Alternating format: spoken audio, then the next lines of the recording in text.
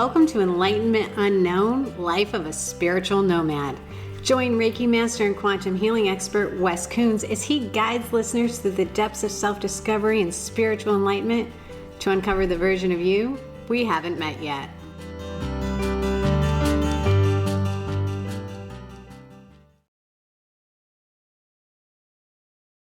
Hello and welcome back to Enlightenment Unknown, Life of a Spiritual Nomad. Wes, we just got back from the WTF episode. I know, right? That was so much fun. I hope everybody enjoyed it. It was, I don't know how much fun it was for me, but yeah, it was good. It was good. The top 10 WTF moments. I love it. Yeah. I know you did.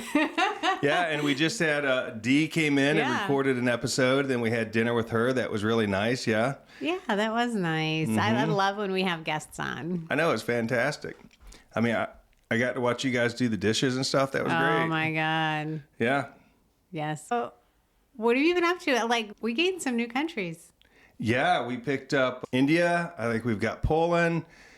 Then if you look on the YouTube, we've got the numbers through YouTube are crazy. Yeah. The statistics are a little hard to you would think it'd be an easier system to manage and look at. However, the cool thing is the message is getting around the world. And the message of hope, the message of we can find the beauty in the pain. We can heal from things in an instant. It doesn't have to take years. So that's what we're talking about. But we're talking about my spiritual awakening, the way it happened specifically for me. It's not going to happen that way for you. And there's lots of parts to it, isn't it? Yes, a ton of parts. And I'm glad you said the beauty and the pain and hope, because really after the WTF episode, you wanted to reel it back in and really talk about, you know, the beauty that came from those traumatic events, because everything's been really heavy so far. Yeah. And when we were talking about the show, it just felt right to reiterate what the show is about. The show is about, even when something painful happens in your life, there's an opportunity there. There's an opportunity for healing. There's an opportunity for growth. And I like to call that the beauty and the pain. Yeah. Because it's been painful as fuck for me. Yeah. So. No, I've seen it. You laugh, but yeah, I can see the pain that you've gone through. So, but we appreciate you sharing your story, because it does bring a message of hope to other people. I've had such an amazing response from a lot of people. Sometimes, a lot of times I don't understand that. And I've had people say, I resonate with what you're saying. You've helped me heal something. You've given me a different perspective to look at.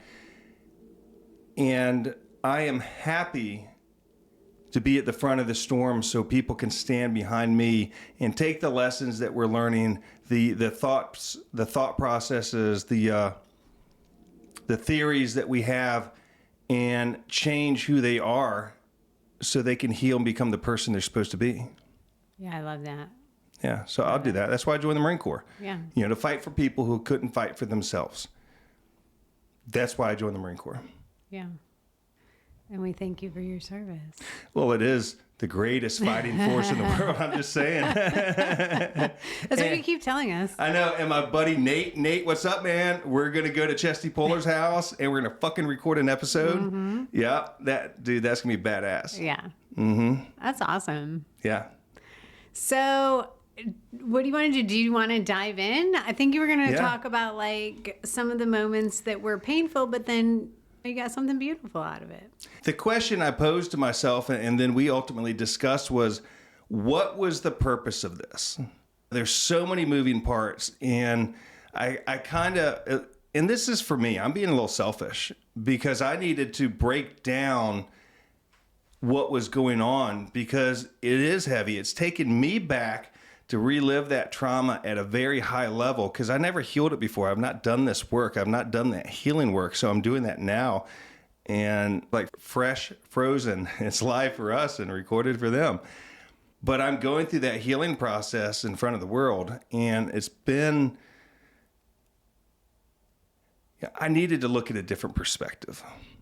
Yeah. Right? Yeah. I needed to take my own advice. Mm-hmm. So when I was looking at that, I went through everything to become the person I'm supposed to be. right? Yeah. I mean, God had this divine plan. So if I'm looking at this plan, I mean, it goes all the way back to before I was born. My Uncle Robert joined the United States Marine Corps. He was the youngest service member at the time to receive the Medal of Honor during the Tet Offense of 1968. And when Uncle Robert died, that cemented in our family a Medal of Honor winner. That's a big deal. That's the blood that runs through our veins, is that fucking dude right there. And he was key for me to join the Marine Corps. And I believe if I had not joined the Marine Corps, I would not have survived episode 1, right? Because in episode 1,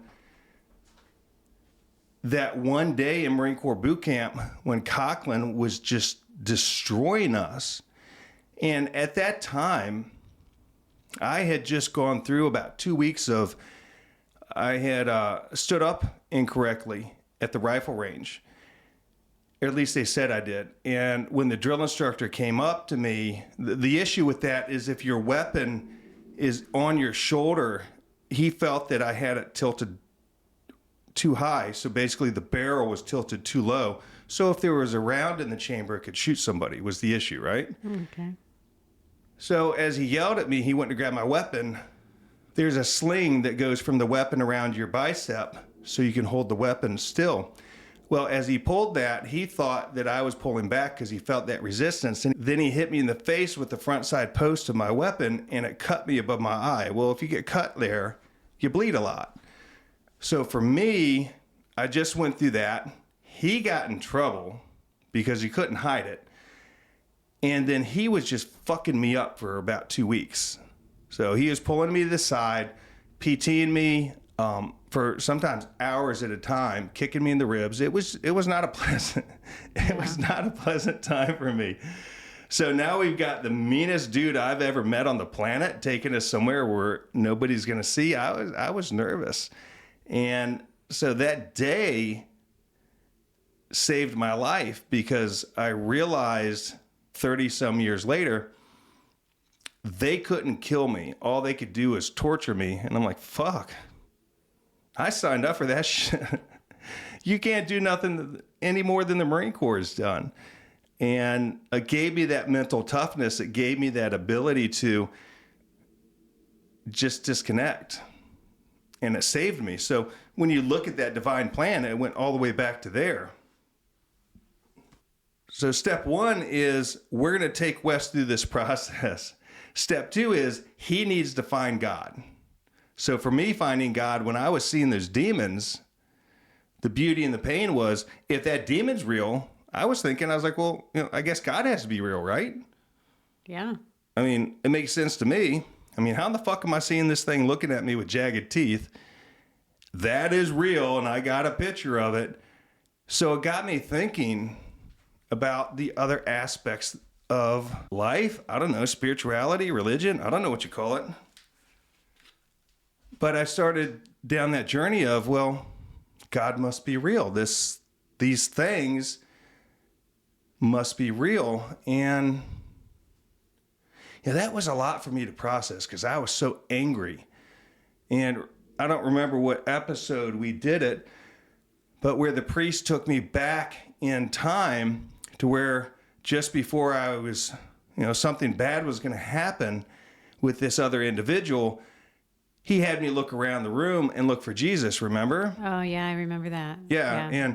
And as I looked over, there was a picture, and he says, no, son, I want you to look for him like the real Jesus. And I was so pissed off. I was so angry. I was sobbing. I was fucking crawling out of my skin. And I specifically remember saying, what the fuck, Father? I didn't fucking care. I was in church. Yeah.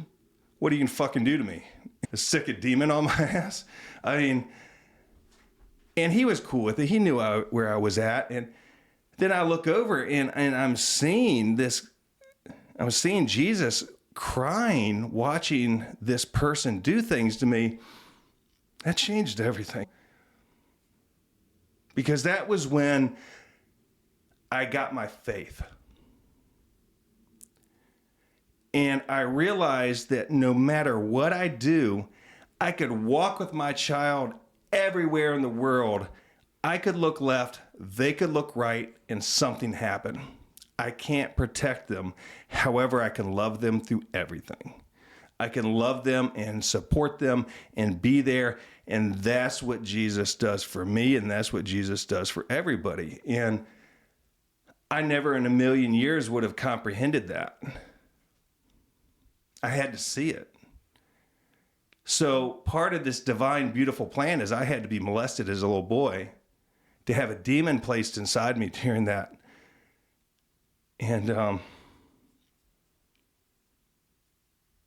then come to this priest and see that these things are real. And I wouldn't have seen any of that had I not seen the demons. It's all layered. It's all perfectly put together. Yeah, and sometimes we don't see it until we get some distance from it. Yeah. So on top of that, I asked the question today, and the question I posed to, I asked God, I said, why did all this happen at once? And I heard him say, because you can take it. So I didn't go through finding God and all this stuff. And, oh, by the way, now we're going to give you these really cool spiritual gifts and you need to figure this stuff out. No, we did it all. we did it all at one time. And it's like cutting your arm off, sewing it shut, putting a Band-Aid on. Oh, let me pull the Band-Aid off and put another one on, and you can take it. Because that's what it was. I didn't understand I had gifts. I just didn't know what was going on. Linda is like, oh, you've got gifts, you've got power, you're powerful. And I'm thinking, oh, bullshit, I'm not powerful. This is what you tell the schlep who is super, super messed up. And we don't want him to hurt himself. We're giving him some hope. I didn't know. Why would I have gifts? I hated myself so much. If somebody's told me, said, oh yeah, my wife and I were at dinner last night and we were talking about you, I would almost be in tears not understanding why. Why would you talk about me? Yeah. You know, I'm fucking nothing. You know, the reality is that's not true. Mm-hmm. The reality is I am successful in real estate. I've got a successful real estate company. I am a wonderful father. I'm a wonderful person. I'm doing God's work now. But before that, I was doing things for people and doing random acts of kindness. And I'm a good person that just needed some healing. And I was so broken, I couldn't see really what I was.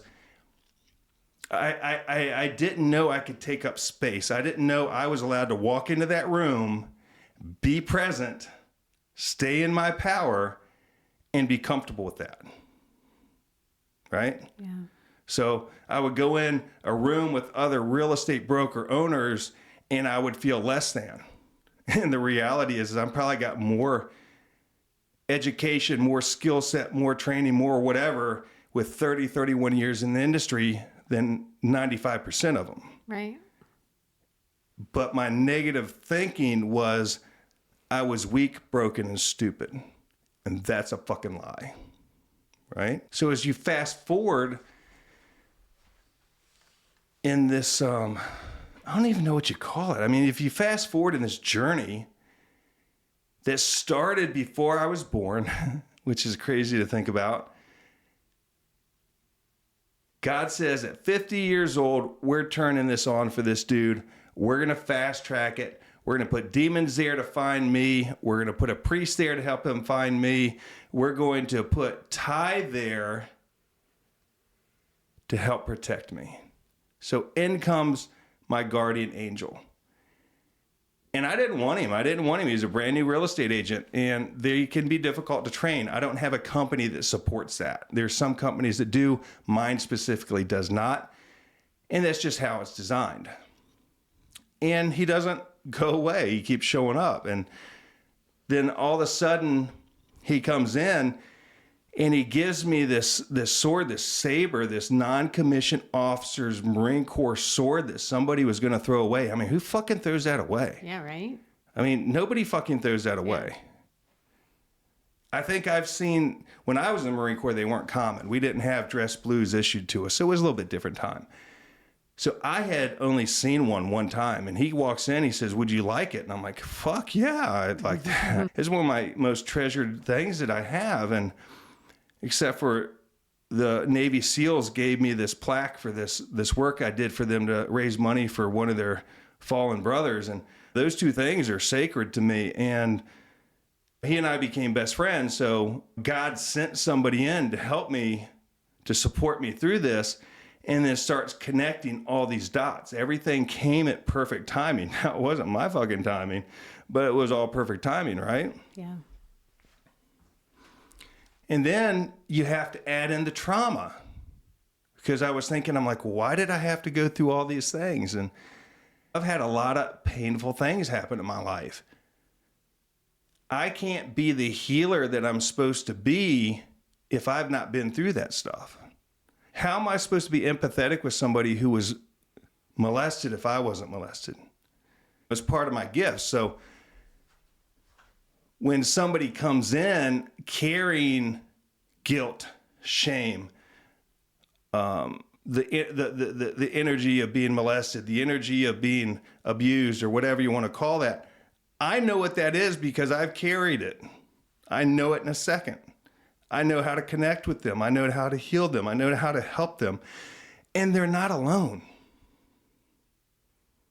Right? So that's why we're telling the world this story, because you're not alone. You're not alone sitting home saying, this person did this to me, or that person did that, or I made this mistake and I hurt some people. Somebody messaged me a couple days ago about the show. And she said, "But you don't know what I did." Mm. And I told her, I said, "Ma'am, it doesn't matter what you did. Yeah. It doesn't define you." And I told her, it doesn't matter what you've done. What matters is what you do in the future. Right? If you've hurt somebody, hey, let me share this with you. If you hurt somebody, you go, "Hey, Mrs. Jones, I made a mistake. And what I said was rude, inconsiderate, and I know I hurt you deeply. And I want you to know that I see that, I recognize that, and I am terribly sorry. I hope you can accept my apology, and I'm never going to do that again." That's called a fucking apology, right? Not, "Oh, sorry." That ain't an apology. There's a difference.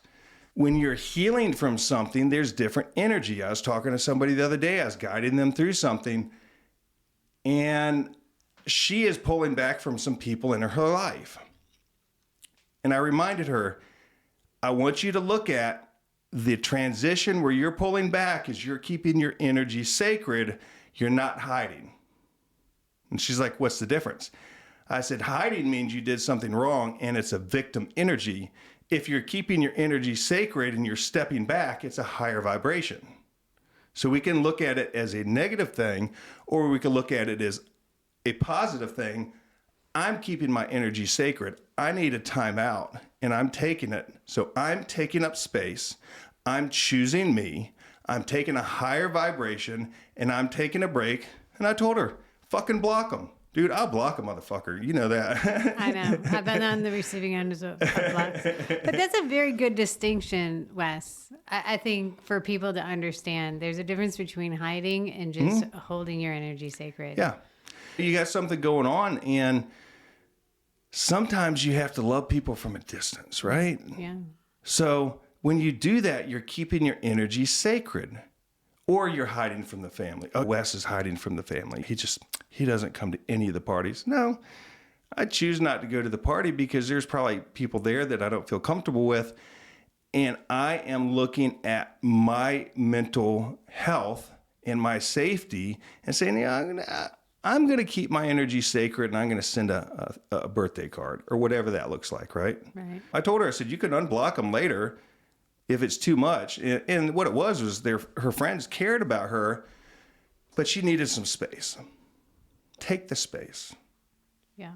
So it's interesting how you can go and look at a situation And if you really look at it with an open heart, if you really look at what opportunity is here for me, that's when, Andrea, that's when you heal in a second, right? Yeah. It doesn't mean it's not going to hurt for a little bit. However, I can hurt for a longer time feeling like I've been victimized, that I've been taken advantage of, that somebody was mean to me or whatever, or look at it as if I had paid attention to those red flags and decided to get away from that person earlier, I wouldn't be going through this right now. I'm taking responsibility for my actions for being around somebody that's unsafe. It shifts the energy. Well, and I think personally, it gives you your power back when you start taking accountability for everything that comes into your life. It gives you real power. It does. It does. Somebody told me a few years ago, and it's bothered me a lot. They said the devil is going to attack you through women that show up in your life, right? In some of my past relationships, they've not ended well. The reality is, and really, in a lot of them, I never knew how to date. I didn't know what to look for. I was married 20 some years or whatever. They don't teach you how to date. So as you're going through this dating process, you're seeing behaviors that maybe you've never seen before. And when you start to pay attention to that, you're like, okay, that's a red flag. That's a non-negotiable for me. But that's a healthy person thinking that way. Somebody who doesn't know how to date or think that way, well, I don't know what that is. She's pretty hot. We're going to figure it out. Blah, blah, blah. Oh, no, that person is got something going on. It's not safe. And at that point, I can make a decision, choose to go somewhere else. Mm-hmm. And if I don't worry. I'm probably going to pay the price for that. But they told me they're going to send people that way. And I've had some people come into my life that have just fucking shattered me. But I'm so thankful that they did. I've learned so much from that. I've learned what like a dismissive behavior looks like. I've learned what a narcissist looks like. I've learned things because I never knew before, because they broke me so I could put the pieces back together the way they're supposed to be so I could be healthy. And when I see somebody who's probably a very nice person, however, it's not a safe person for me to date. And I shift gears and go somewhere else. That's what those gifts were. So when that was presented to me, it's really bothered me. And I've re-looked at how that plays out. And the reality is I've got more skills, more gifts, more education. I'm more well-rounded. I'm better healed going through that. And I needed to be healed at this point in my life to step into being the healer that I am, the healer I'm going to be, right? Yeah. So they send in Ty. He does his stuff. I mean, he's traveling the world working right now. And pretty sure he's getting in the movie industry, isn't he? Yes. Yeah, yes, he's trying. movies. He is, second to me, the most shockingly good-looking person I've ever met. But then they send you. I believe you were divinely sent. I believe Ty was divinely sent. Ty got me through that, and they sent you here to have me write the book, to have me do the podcast, to have me do these things, because these are your ideas. You're the driving force in this stuff, not me. You are. And I appreciate that. Thank you very much. Oh, thank you, Wes. I appreciate that. And do you mind if I share a little story? Oh, no, you're not. Okay. You're not allowed to do that. No. When Wes, you say that, like I've said to Wes many times that like doing this podcast was set in motion many years ago. I was driving down Virginia Beach Boulevard and I got a message, a download, and I'd never had one before. And it was do a podcast. And I was like, well, that's dumb. I don't even listen to podcasts. And by the time I got to work, I was telling my boss, I'm going to start a podcast here. And they told me no for 2 solid years. You're not going to do that. And I kept fighting for it. And I didn't know why I was fighting for it. I kept telling myself, this is dumb. Why am I fighting for this? And then eventually they let me do a podcast, and I'm still doing it with them now. But I believe that was sent to me to help me bring Wes's message to the world, to help me be a part of it so many years later. Like, and that's what we're talking about, like how those things, you don't realize that they're lining up. Yeah. But they are lining up, and you don't realize it until you get some distance from it. They brought Linda and Kathleen in to bring me to Sandra Grace. Sandra Grace brings me to Jackie. Jackie brings me to Lakota. Jackie brings me to Margaret, right? God brought me to Trinae, and these people have been divinely placed in my life to do things. And I don't know who's divinely coming next, but I know people are. And this is not an ego statement I'm talking about. This is God's work, right? God has a plan for us. I believe. I see it. You know, he speaks to me through, funny enough, fucking some of the social media videos that come through have helped me understand things in my life. I like Joel Osteen. I like his message. And I turned it on today. We got in the truck today, and it turned it right on to something that has been a question mark for me. And every time I have a question mark, I get in the truck, and that message is right there. So I was talking to my friend Amber, and she says, how does God talk to you so much? I don't know how to hear that. He doesn't talk to me. And I'm like, yes, he does. We think it's going to be this burning bush, but it's the radio station. It's a song. It's a stranger coming up to you and saying something or paying you a compliment. It's the butterfly that your deceased mother has taken control of to come and visit you. There's things there. There's signs there. In our book, What Color is Your Dragon? Sydney's talking to Taylor in the hallway, and he says, I don't have a dragon. And she says, yes, you do. You have to look up for your blessings. And the dragon was up. You can't find your path looking at your feet. Yeah. You know, it just taking like that whole series. God downloaded that at our kitchen table, right? Yeah. Yeah. I mean, he showed me the pictures, and I drew it out just bawling. And then Andrea and I worked on it, and she made these things come alive. But that's the direction he wanted us to do, because he knows we need to save our children. Yeah. And that's what the whole book series is about. And this isn't right here talking about selling a fucking book. This is talking about saving our babies. They're so confused right now. They don't know if they're men, they're women. They identify as a fucking porcupine. I'm like, all right, why don't we create a book that says you're beautiful, you're gifted, you're loved. We can be friends even if we don't look at each other the same, if we're not the same color. God forbid if we vote for a different president, we can still be friends. And our country's forgetting those things. And the message really is love, right? Like Yes. we can love one another and love yourself. I mean, you've talked several times on the show about how hard that has been for you. Yeah. And that's, I think, so hard for just about everyone, you know? Yeah. And what if we can instill self-love in our children? Like, they won't have to struggle like we do. Yeah. Exactly. Right?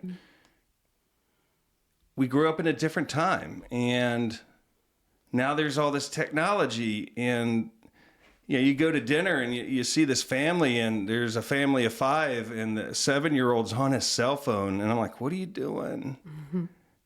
You ain't going to be on a cell phone at our fucking dinner. I might do it to you sometimes. But if we're sitting there as a family unit, my kids aren't going to be on a phone. I'm not going to be on my laptop. Yeah. We're going to fucking have that family time. And I don't know. If I look at the big picture, God did it perfectly. He did it perfectly. It was painful. It was painful as fuck.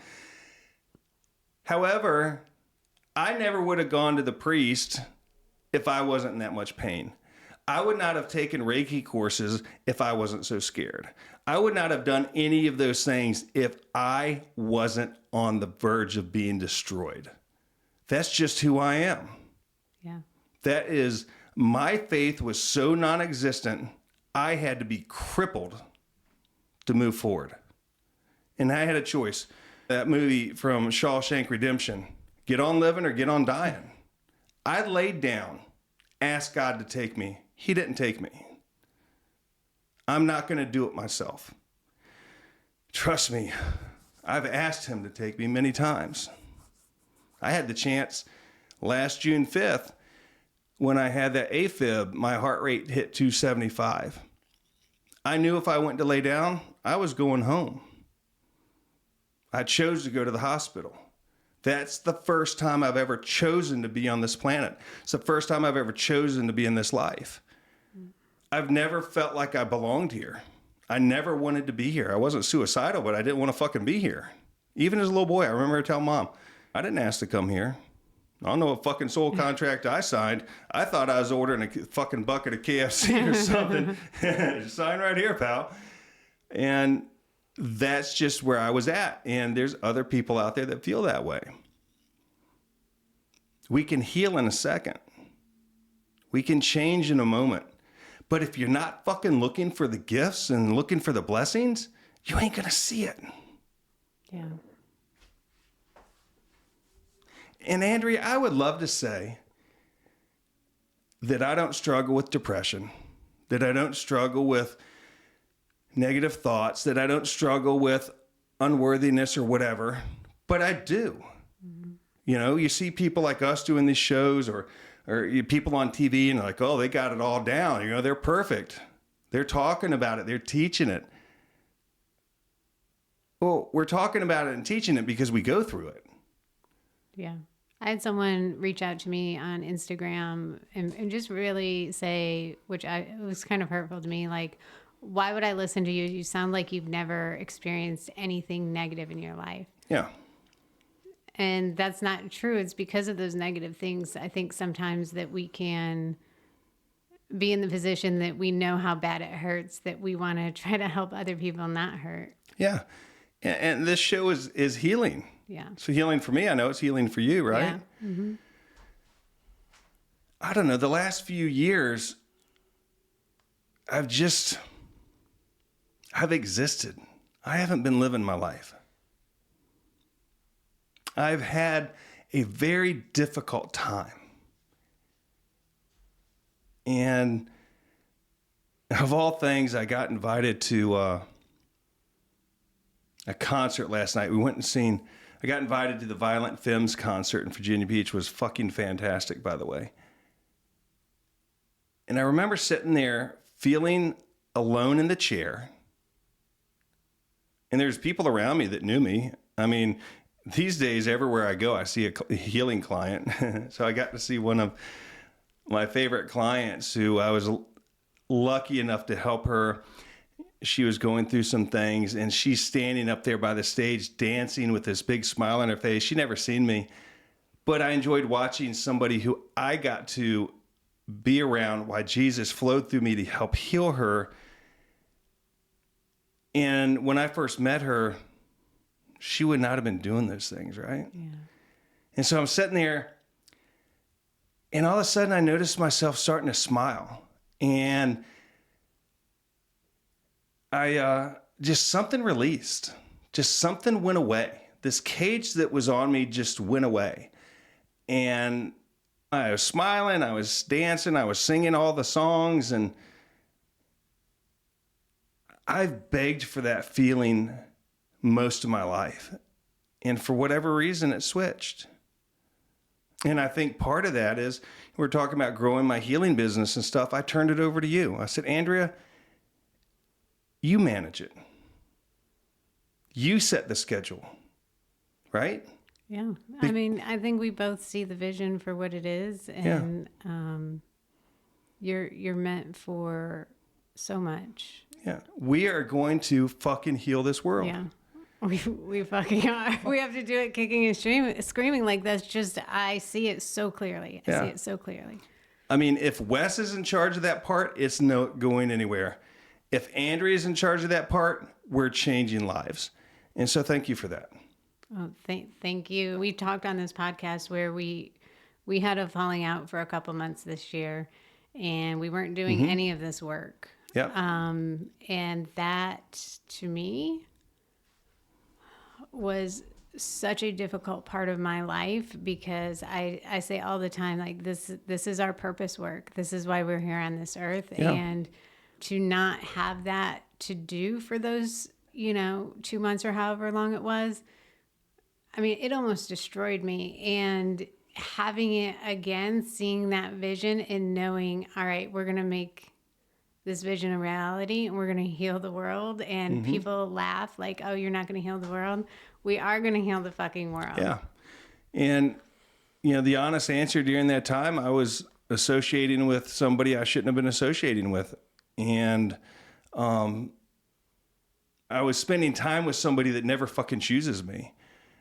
And I seen Trinae, I had missed her book signing because I was caught up in my bullshit and off with somebody that I shouldn't have been off with because they didn't choose me. And she looked at me, she says, you didn't fucking show up for my thing. Andrea chooses you. I choose you. Jason chooses you. These people choose you. And you're continuously not choosing yourself because you're choosing to be around people that don't give a fuck about you. Right? Yeah. And that's the reality of it. We didn't stop working together because of that. However, during that time, that energy was there. And it was only there for a little bit. But the reality is, I allowed myself to spend time with somebody that doesn't fucking care about me. So there was a lesson there for that. And that lesson was, gosh, I'm fucking miserable. And the people that bring me light and the people that love me and stuff, I've turned my fucking back on. I apologize about that. I know. I accept your apology. Hey, to me, the past is something we can't hold in our hands. It's gone. And I am just grateful for what the future holds. Yeah. And when Trinae delivered that message, if you've ever worked with Trinae, she's funny. She's like, I don't know. She says something like, I'm not going to sugarcoat it. I'm like, yeah, like you fucking ever have. But dude, she handed me my ass. I was embarrassed. I insulted her. I disrespected her. And because I wasn't there for her and she's been there for me so many times. And I apologized to her and I'm going to apologize to her again now. I'm sorry, Trinae. I'll never turn my back on you again. And she was right. This isn't about the other person. This is about Wesley Coons continuously not fucking choosing himself and spending time with people that are unhealthy for him. And I ain't fucking doing that no more. If you don't have my best interest at your fingertips, if you're not sitting there saying, man, gosh, I just said something that really hurt Wes's feelings, I'm going to apologize to him. That's who I want to be around. I want to be around somebody real, not somebody who's going to not give a fuck. Yeah. Right? And when I look at that, that goes all the way back to my childhood of people who would walk away. I'm healing this energy of people easily throw me in the trash because Wesley easily throws himself in the trash. So when I heal the part of me that chooses me, the people that abuse me start to go away. That's how you change that. Yeah. Gosh, did I tell everybody I'm not perfect? Ugh. Why did you bust the illusion, Wes? I'm shockingly good looking, so I might be able to get away with it. And humble. But if I can't share what I'm going through, how in the fuck am I going to help somebody else? Yeah. Right? And I'm not trying to disrespect anybody, but sometimes there's people for you and there's people that's not for you. I'm choosing the people that are for me. I choose to be around people that look at themselves at a deep level. They look at what they bring to the table and they heal that shit and they apologize to people and they move forward and they want to be in service. They want to be helping people. They want to have an open heart. They want to be genuine. They tell the truth. They don't fucking hide. They don't manipulate.